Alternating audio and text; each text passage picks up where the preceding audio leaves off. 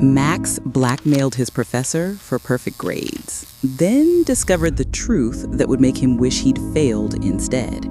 Because this story reveals why shortcuts don't just cost you success, they cost you everything you thought you were. And by the end, you'll question whether any achievement is worth what he lost. Max had 72 hours before his scholarship review, and the envelope in his hand contained the one thing that could save his future or destroy a man's life. You know that moment when desperation makes you capable of things you swore you'd never do? Max crossed that line at 2 a.m. in an empty campus library, and there was no going back. His mother had died 6 months earlier, her last words still echoing in his mind. "Promise me you'll never compromise your integrity for anything." He promised. He lied. The semester started like any other, with Max sitting in the front row of Professor Dan's advanced physics course, his scholarship notice burning in his pocket. Straight A's required, no exceptions. 1B and the financial aid evaporated along with his dreams of becoming an engineer like his father never got to be. Professor Dan was brilliant, respected, untouchable. He had a coffee mug on his desk that read "Truth Prevails" in faded gold letters, and Max remembered thinking how ironic that would become. The course was impossible. Max studied 16 hours a day, sacrificed sleep, skipped meals, and still barely scraped by with a C+ on the midterm. He watched his scholarship slip away with every assignment, every quiz that came back marked in brutal red ink. That's when he noticed something odd. Emma, his study partner who barely opened the textbook, was getting perfect scores. Emma, who showed up to class 10 minutes late, who spent lectures scrolling through her phone, who never asked questions. Emma, who smiled at Professor Dan in a way that made Max's stomach turn. He started watching. He saw them talking after class, their conversations lasting too long, too familiar. He saw her leaving his office at strange hours. He saw the way Dan's eyes followed her across the room.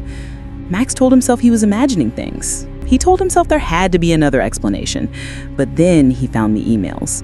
It was an accident, really. Emma left her laptop open in the library and Max glanced at the screen while reaching for his coffee. The subject line read, "Tonight's arrangement."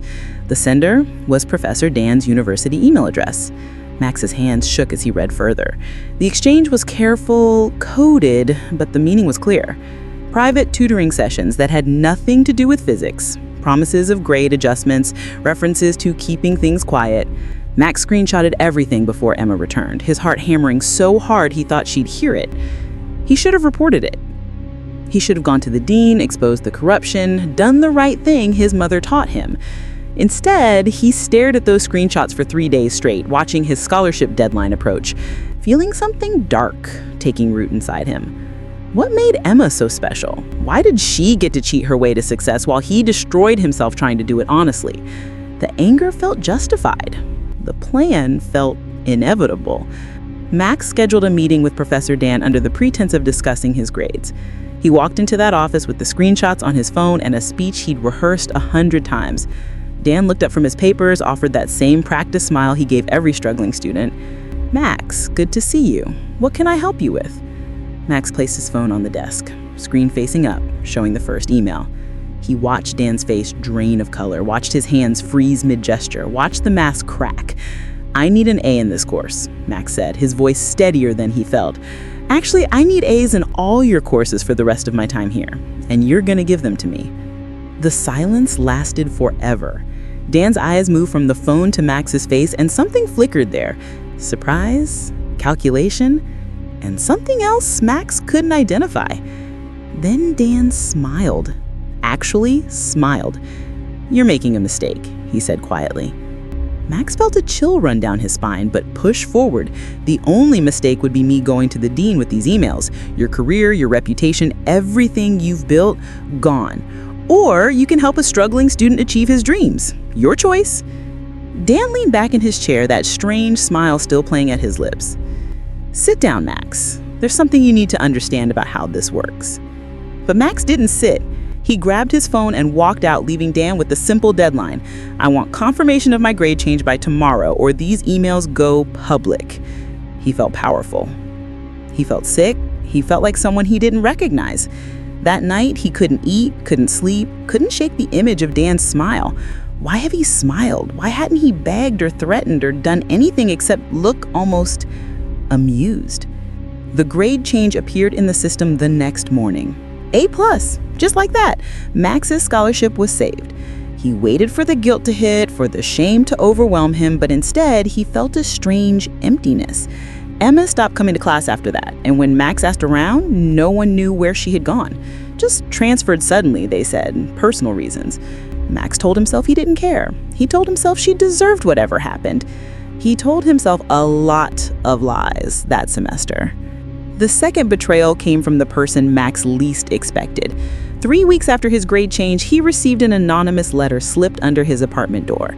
No return address, just a single page of text that made his blood run cold. You think you're the first student to try this? You think Dan just rolled over because you're special? Check Emma's medical records. Check the withdrawal date.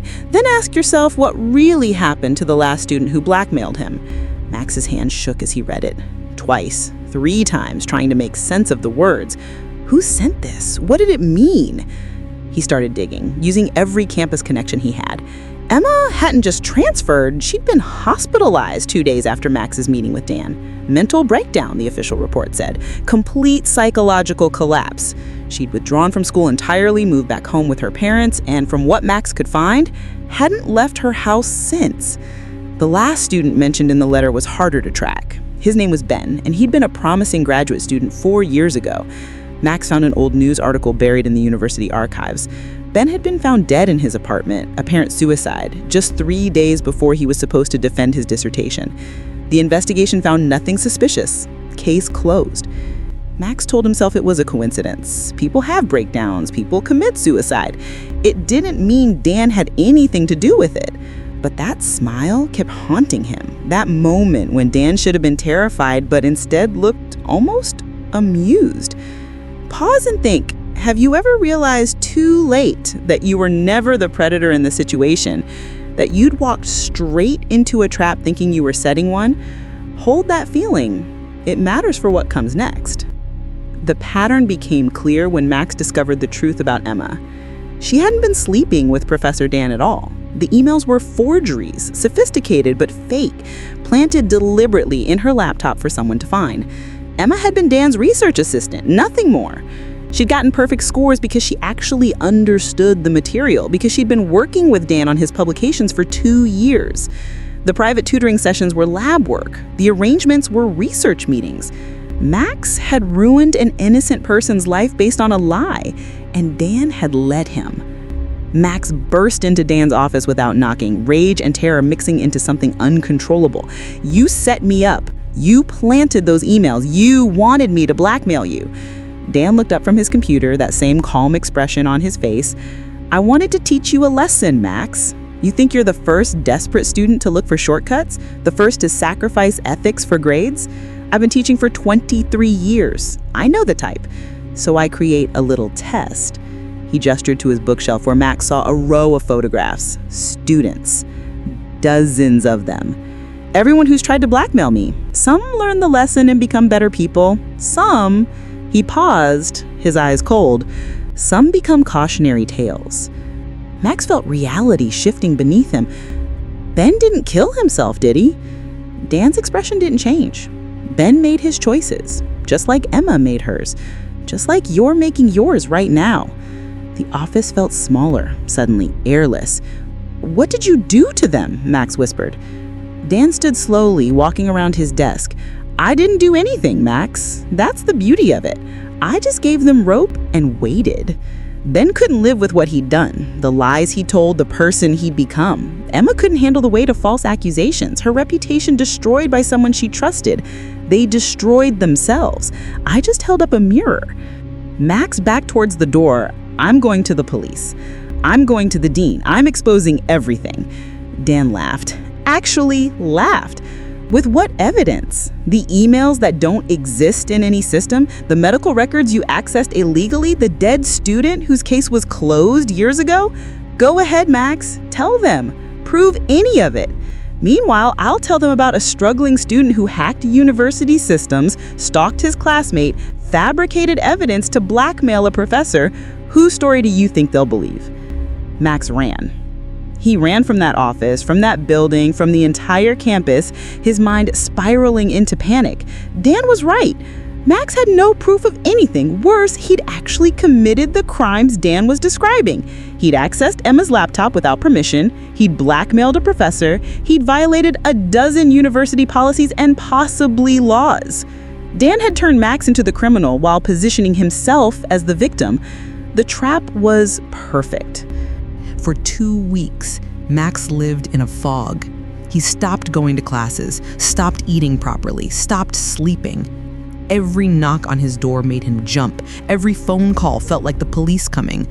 He imagined Emma in her house, unable to face the world because of what he'd done to her.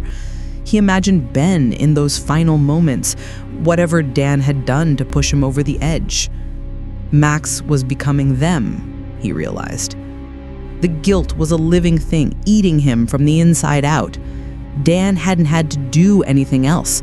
The punishment was built into the crime itself. But then something changed. Max found an ally in the last place he expected. A teaching assistant named Lucy, who'd worked with Dan 5 years ago, approached him in the library. "I know what happened," she said quietly, sliding into the seat across from him. "I know what he does, and I know how to stop him." Lucy explained that she'd been researching Dan for years, collecting testimonies from former students who'd fallen into his trap. 12 students over 15 years, all showing the same pattern, all destroyed psychologically or academically or both. "He's a predator," Lucy said, "but he's careful. He never leaves evidence. He manipulates people into destroying themselves." Max felt hope for the first time in weeks. "Why haven't you gone to the administration?" Lucy's expression darkened. "I tried. He has connections, allies in high places. He's brought millions in research grants to this university. They protect him." She pulled out a folder thick with documents. "But if we can get one of his victims on record, if we can prove the pattern, we might have a chance." Max looked at the folder, at years of careful investigation, at the faces of students whose lives Dan had ruined. "What do you need me to do?" The plan was risky. Max would wear a wire, confront Dan again, get him to admit what he'd done on tape. It meant going back into that office, facing that smile, risking everything. But what was the alternative? Let Dan keep destroying students? Live with the guilt of Emma's breakdown for the rest of his life? Max agreed. 3 days later, Max walked into Dan's office for what he knew could be the last time, a recording device hidden in his backpack. Did you see this twist coming? Comment below before the next part reveals everything. Dan was grading papers when Max entered. He didn't look surprised. "I wondered when you'd come back," he said, setting down his pen. "Have you learned your lesson yet, Max?" Max forced himself to stay calm, to follow the script Lucy had given him. "I want to understand why. Why do you do this to students?" Dan tilted his head, studying Max like he was a fascinating specimen. "Do you know what the biggest problem in education is today? Entitlement. Students who think they deserve success without earning it, who look for shortcuts, who cheat, who lie. Someone has to teach them there are consequences." Max felt anger rising, but pushed it down. By destroying their lives? By driving them to suicide? Dan's expression hardened. Ben was weak. If he couldn't handle the guilt of his own actions, that's not my fault. I simply showed him who he really was. Emma will recover, eventually. Maybe she'll learn to verify her sources before trusting people. You've learned something too, haven't you, Max? That actions have consequences, that there are no shortcuts to success, that integrity matters. The words were so twisted, so perfectly logical in their madness, that Max almost believed them for a moment. "What about your integrity?" Max asked.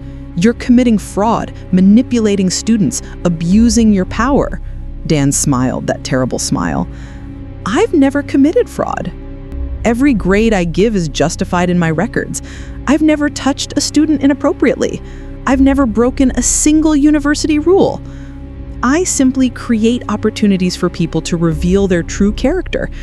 If they choose to blackmail me, that's their decision. If they can't live with those decisions, well, natural selection in action. Max felt sick. The recording device was getting everything, but it wasn't enough. Dan was too careful, his words too calculated. He wasn't confessing to anything illegal, just to being a manipulative monster protected by the technicalities of university policy. Max needed to push harder. Emma's family is destroyed. Her father had a heart attack from the stress. She can't leave her house, can't trust anyone, can't function. You did that. For the first time, something flickered in Dan's eyes. Her father should have raised a daughter with better judgment, should have taught her not to be so careless with her laptop, so trusting of people like you. The mention of Emma's father triggered something in Max's memory. Lucy had said something about Emma's father, about his connections. What was it? Then it hit him. Emma's father wasn't just anyone. He was Adrian Foster, the dean of the College of Engineering. Max had seen his name on campus buildings, on scholarship announcements. Emma had mentioned it once in passing, said her father worked at the university, but she didn't like to talk about it. Max had forgotten completely, dismissed it as irrelevant. But Dan knew. Dan had to have known from the start. What would you do in this moment? Answer before you see their choice. Max's mind raced. If Dan knew Emma's father was the dean, why would he risk destroying her? The trap made even less sense now. Unless destroying the dean's daughter was the whole point. You wanted to hurt Dean Foster, Max said slowly, pieces clicking together. This wasn't about teaching me a lesson. You used me to get to him. Dan's expression shifted, surprise breaking through his careful control. Very good, Max. Maybe you're not as stupid as I thought. The story poured out then, prompted by Max's questions and Dan's apparent need to finally tell someone. 10 years ago, Dean Foster blocked Dan's application for department chair, given the position to someone else, someone less qualified. Dan's research funding was cut, his publications were scrutinized. Foster had systemically undermined Dan's career for years, all because of a personal grudge from some forgotten slight. So, I decided to teach him a lesson. Show him what it feels like to watch someone you love destroyed. Watch him suffer, knowing there was nothing he could do about it. But you needed a weapon, Max said. Someone desperate enough to blackmail you. Someone who would look like the villain. Dan nodded. Finding you was easy. Desperate scholarship student, dead mother, perfect victim profile. Plant some fake emails. Wait for you to find them. Watch you destroy Emma's reputation. Even if Foster couldn't prove what happened, the damage was done. Her daughter's mental breakdown, his inability to protect her, it's eating him alive. Perfect revenge. Max felt the weight of how thoroughly he'd been used. Every choice he thought he'd made freely had been orchestrated, manipulated, guided by Dan's invisible hand. You're insane, Max whispered. Dan's laugh was harsh. I'm a teacher. I taught you about consequences. I taught Emma about trust. I taught Foster about powerlessness. Everyone learned exactly what they needed to know. The recording had everything now. Dan's confession, his motive, his manipulation of Max and Emma. It was over. But Max felt no relief, only a profound exhaustion. He'd won, technically. Lucy could take this to the board of trustees, bypass the administration. Dan would be fired, possibly prosecuted. But Emma was still broken. Ben was still dead, and Max had still made the choice to blackmail a professor, still compromised every principle his mother taught him, still proven himself capable of cruelty. Max returned to Lucy with the recording, and she moved fast. Within a week, the board launched an investigation. Within 2 weeks, they had statements from 7 former students willing to testify about Dan's pattern of behavior. Within a month, Dan was suspended pending a full hearing. The campus erupted with the scandal. News outlets picked up the story. Dan's face was Everywhere, the respected professor revealed as a manipulative predator. Justice was served. The system worked.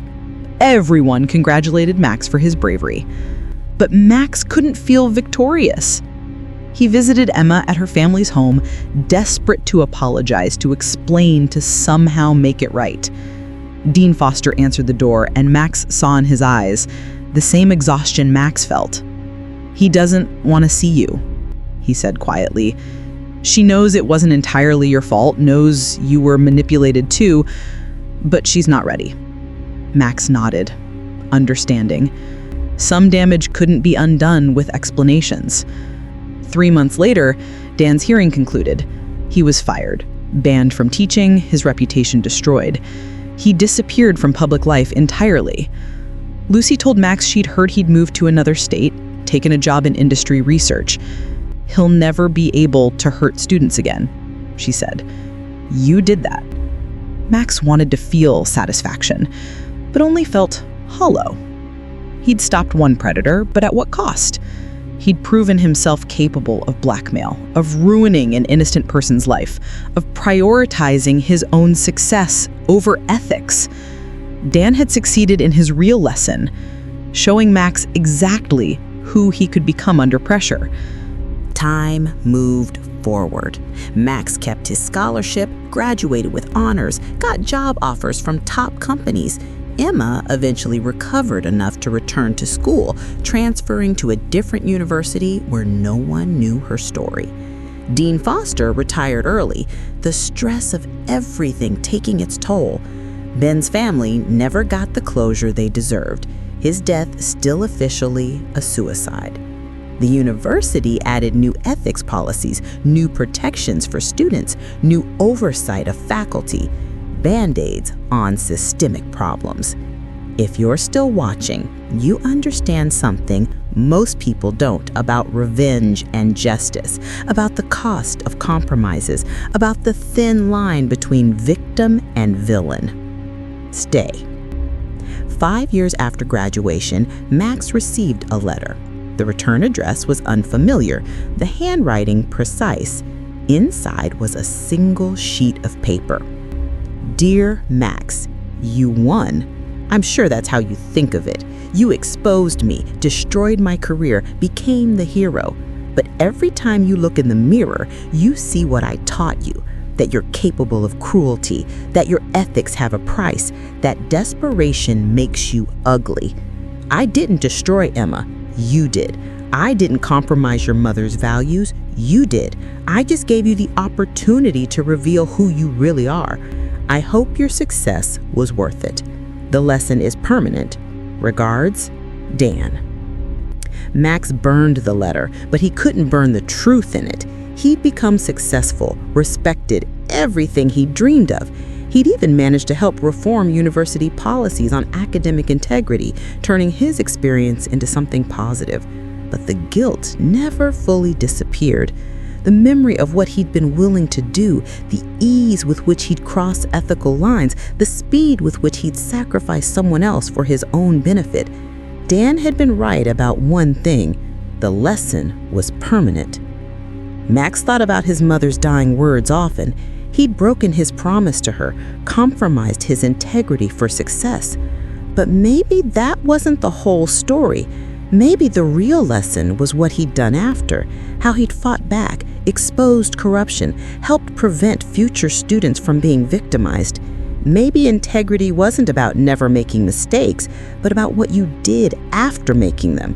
Maybe redemption was possible even for people who'd proven themselves capable of terrible choices. Emma reached out 3 years after Max graduated, a simple email: "I heard you're working on academic ethics reform. I want to help." They met for coffee, the first time they'd spoken since the scandal.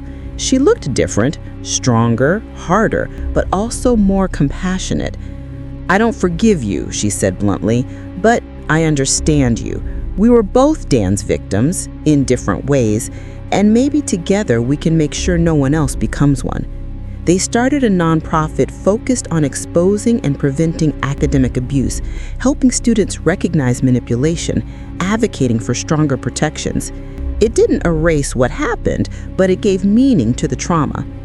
The university named a scholarship after Ben, full ride for engineering students who demonstrated both academic excellence and ethical leadership. Max served on the selection committee every year, trying to give other desperate students a path that didn't require moral compromise. Dean Foster recovered somewhat, even attended the scholarship ceremony the first year. He thanked Max quietly for stopping Dan, told him Emma was proud of the work he was doing, even if she couldn't say it herself.